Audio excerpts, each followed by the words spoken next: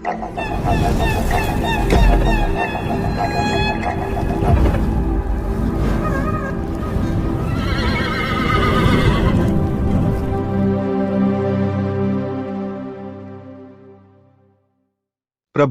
కల్కి release date announcement ని కూడా మూవీ టీం కొత్తగా ప్రమోట్ చేస్తుంది.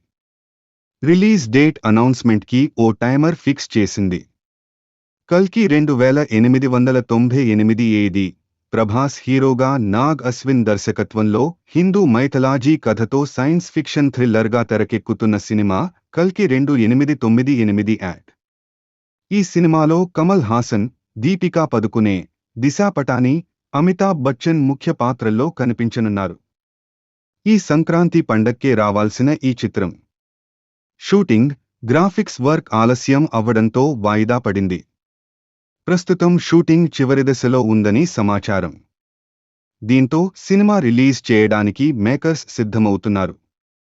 ఆ విడుదల తేదీని సంక్రాంతి కానుకగా అభిమానులకు తెలియజేయబోతున్నారు. ఇక ఈ రిలీజ్ డేట్ అనౌన్స్మెంట్ ని కూడా మూవీ టీం కొత్తగా ప్రమోట్ చేస్తుంది. రిలీజ్ డేట్ అనౌన్స్మెంట్ కి ఓ టైమర్ ఫిక్స్ చేసింది.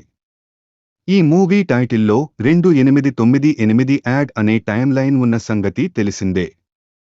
ఇప్పుడు ఆ టైమ్ లైన్ కే టైమర్ సెట్ చేశారు. జనవరి 2024 9వ తారీఖు నుంచి ఈ టైమర్ మొదలైంది.